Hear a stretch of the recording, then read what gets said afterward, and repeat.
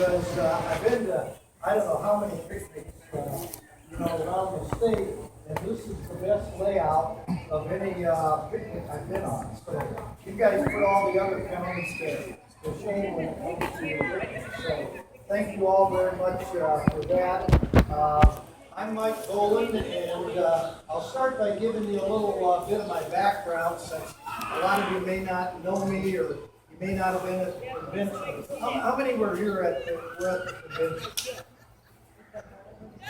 Okay, well, some of you anyway, so good. Some of you knew or heard my speech, but some of you haven't, so you'll have to just, those who heard it before, you just got to kind of bear with us. Well, I'm the grandson of a small family farmer, had an 80-acre farm. And way back in those days, you could actually make a living on an 80-acre farm. My father was the oldest boy, and he had to leave the farm and go to the big city of Davenport, Iowa, and make a living. Being good old-fashioned Irish Catholics, they had 7 of us kids, and we used to say in our family that Mom and Dad must not have done too bad a job, because none of us ended up in prison. Although my older brother Tom, who was a merchant seaman, might have come pretty close. But I worked my way through college. We didn't have much financially in the family, but we had great spiritual value. And worked my way through college, ended up getting a master's degree and 32 hours beyond that. And I taught 30 years in public school, starting out in a small town, actually smaller than Crawfordsville here. And then I went to teach in a tough urban school district where I finished out my teaching career. I taught Saturdays and Saturday mornings and nights during the week at local colleges. Loved it. Thought my whole career was going to be in academia. And then my mayor went and named me to the local library board. And we did some neat things. And then people said, well, you got to run for the school board. So I got elected to the school board, and we did some neat things. And then people said, well, you got to run for state rep. So I got elected to state rep and served 16 years in the Illinois State House of Representatives. I had an area 100 miles long in my district, 115,000 people. It's half urban, half rural, half Republican, half Democrat. And I won all those terms and served in several leadership capacities. One of which I know John and I were trying to coordinate our campaigns on an issue, and Senator will be glad to work with you on it too. I served as my first leadership was as vice chair of the Veterans Committee, and I passed a piece of legislation called the Military Family Relief Act. And not using tax dollars, it raises money for the families who are under financial stress when the breadwinners off in Afghanistan or Iraq. And that legislation was copied by 31 other states, including the great state of Indiana. Now, the other one that I passed has not been passed by the great state of Indiana, so I'm going to work with the state legislators to try to get this one. And that was, I passed a veterans lottery ticket with 100% of the proceeds going to veterans programs. We need that here in Indiana. We don't have it. We got it in Illinois through my efforts. They got it in Texas. They got it in West Virginia. Our veterans here in Indiana also need it. So after 16 years in the legislature, my wife gave me the marching order. She said, we're going where the grandkids are. And so we came to the great state of Indiana. We live in Fishers. My grandkids live up the road in Noblesville. And I thought I was all done. I thought I'm retired. And somebody mentioned how their wife might have told them, what are you doing? Well, I started reading the newspaper. And I started watching television news, and I saw how the Republicans here were really stagnating the great state of Indiana. In fact, they were not only stagnating it, some of them were trying to drag it backward. And one of the worst ones was a guy named Richard Murdoch. And so my first introduction, usually when I'm in a group, I usually say, I'm not Richard Murdoch, and then people, get a little friendlier. But I decided to run for state treasurer because even though Murdoch dominated their convention, as you know. He made that speech about how modern America is like pre-Nazi Germany, and intimating basically that Barack Obama was kind of like a junior Adolf Hitler, and some crazy stuff like that. But they gave him a standing ovation, and then they nominated his candidate over 2 other Republicans. So the Republicans are split, but we can do a better job. A lot of people think state treasurer, oh man, that's just some guy off in the corner counting his money or something. No, it's an extremely powerful position. And you can use that power in a negative way, and that's what Richard Murdoch did. You remember he spent $2 million of our tax dollars on a feudal lawsuit to try to stop the rescue of Chrysler Corporation. Had he succeeded in that, and thank God he didn't, he would have cost not just 7,000 jobs over in Kokomo, he would have cost the state of Indiana 100,000 jobs when you talk about the auto parts manufacturers, when you talk about the dealers, when you talk about the mechanics, and all the rest of the grocery stores and the whole bit. It would have been a disaster. So that's using that power negatively. We can use it positively. And here's what my platform is. First of all, we're going to have what I call Indiana First. We're not going to hire out-of-state financial experts to invest our money. We're not going to ship our money out to Wall Street in New York, because who knows how much of it ever comes back to Indiana to help us. We're going to keep it in small-town Indiana banks. And why is that? Because those folks know who wants to expand a business here in Crawfordsville, who wants to build a house or needs a home loan in Rushville or Brookville or many other places I've been. So that's part of it. The second part is we're going to make wise investments. One of the dumbest investments that this treasurer's office has done is they invested state police officers' pension funds in foreign currency. Now, ladies and gentlemen, I know a little bit about investing. That's an extremely risky investment, and guess what? They lost money. So they lost some of our tax money. We should be making wise investments, safe investments, right here in Indiana, that will get us a better rate of return. Richard Murdoch in his last year, or in his last year, not his last year, because he's still in there, got 0.91% interest on a $7 billion pot of gold that belongs to all of us. You and I can go to our local bank, we can go to our local credit union, and we can do better than that. How do I know that? Well, I talked to the treasurer, the county treasurer, up in St. Joe County. He's getting 1.5%. I talked to a lady friend of mine who runs a little real estate business.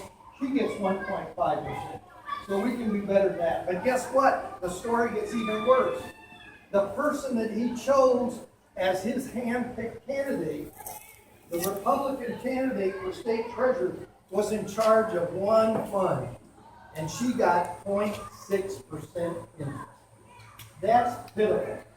And folks, here's why that's important. The state treasurer's office is the only office in the state that can actually raise money without raising taxes or fees if you invest wisely. And you can bring more money in for things like schools or roads or whatever.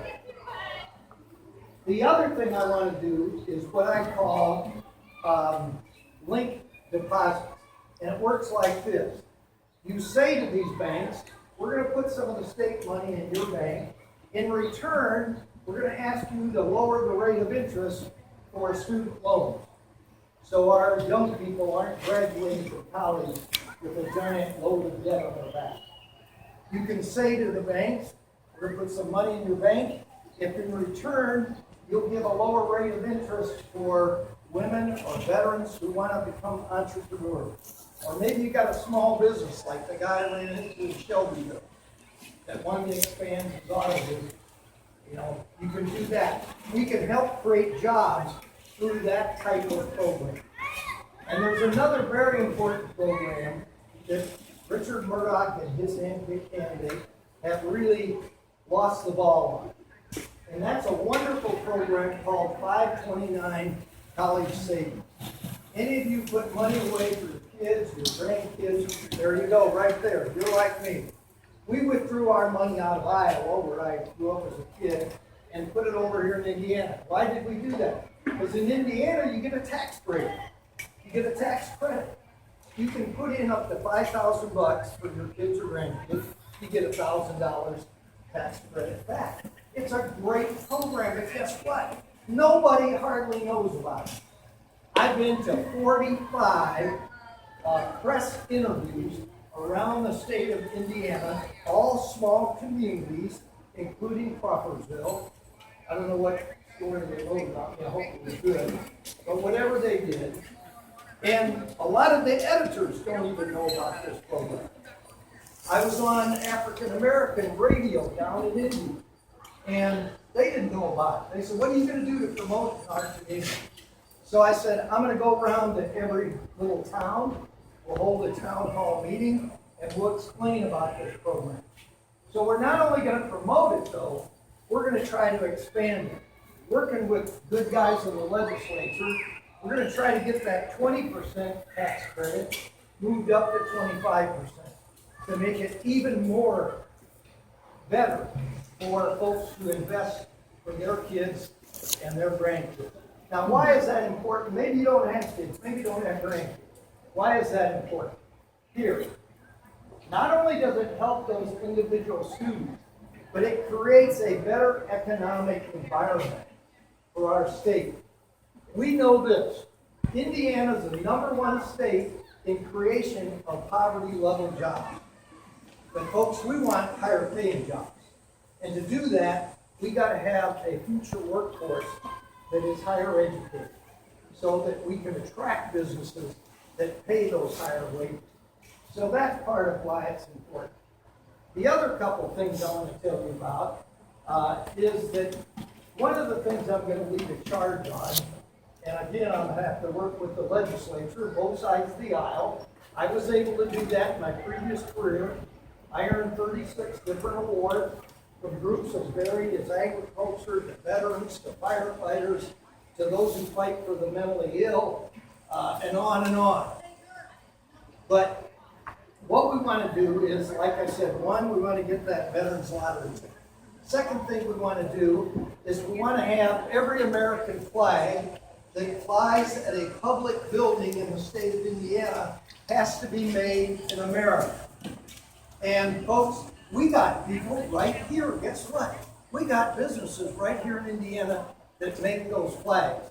So why on earth should our taxes go to buy flags made in China when we got somebody in Winchester and other small towns that actually small businesses that make it? So we can use that not only to promote patriotism, but also to create jobs. So we can make the situation much better in Indiana. And lastly, the state treasurer is extremely important for this, for your public schools. Anybody here care about public schools? Good, I hope most of you do. These young ladies don't, but that's okay. That's okay. But here's why it's so important. The state treasurer, the governor, and the state auditor make up what they call the State Board of Finance. And that body can move money around without the legislature's approval. If the legislature isn't in session, which here in Indiana it's a part-time legislature, so they're not in session the whole year round. So they can move money around. Now that actually is a good thing if you have an emergency, like you have a tornado hit Crawfordsville. You want to be able to move some money from one agency to another agency to help out. But unfortunately, what Governor Pence and his buddies have done is they've used that power, that three-person power, to take money away from Glenda Ritz, who's our elected public superintendent, and they put it into a new agency, and this young man here was talking about waste. There's a perfect example. These Republicans may claim, oh, we're fiscal conservatives. That's a bunch of baloney.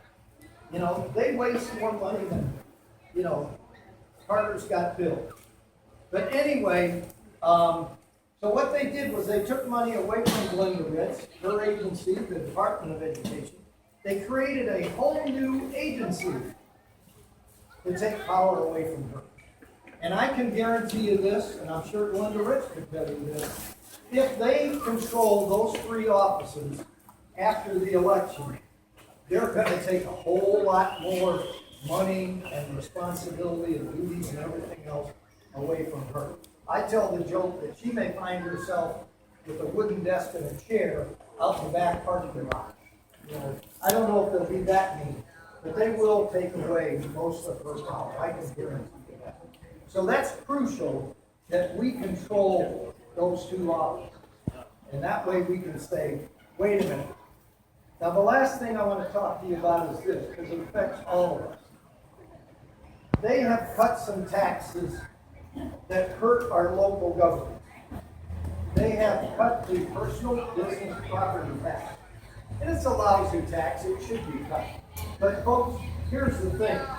When you cut that tax and you don't replace it with anything, guess what? You have police, you have fire, you have streets, those type of services that have to be cut. And so I won the FOP, the Federal Order of Police Enforcement.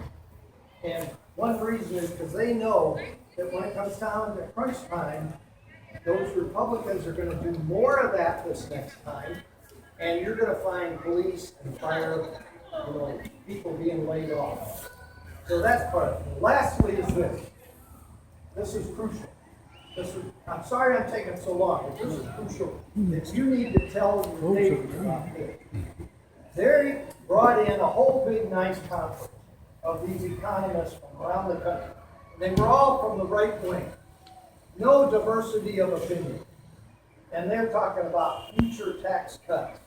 Well, here's the thing, folks. If you elect Mike Boland, number one, as state treasurer, I'm going to stand up and I'm going to say, wait a minute, before you do that, you better have somewhere to replace those funds so that we're not laying off police and fire and cutting other basic services. And you can do it. Because as our senator here said, they got a $2 billion reserve. Why do they have that? Why do they keep it? Pence will say, oh, that's for future recession. Well, ladies and gentlemen, you and I went through the biggest recession since my parents went through the Great Depression. So when they come for tax cuts, Mike Boland's going to say, wait a minute, let's think this out. And no more tax cuts for the upper 1%. We've done plenty good by them. They've gotten plenty of tax cuts. From now on, any tax cuts have to be for our senior citizens and our working men and women. And why seniors? Here's why. We can use that not only to help our present day Hoosiers who are seniors, but we can also help attract jobs to the state of Indiana, especially communities like Crawfordsville. Because we can say, you can have a guy named Mike Boland go up to the high-end suburbs of Chicago and say, hey, come and retire. Bring your $200,000 pensions and come and retire in Crawfordsville or Brookville or Rushville or Nashville. Nashville's already in something. So you can do that, and what will that mean? You attract 10 couples, you got $2 million new business money coming from outside to be spent in your local community without more money having to go for more kids in school because they're retired. Does it work? It does work. I already did that once. So we can do it again. So thank you all very much.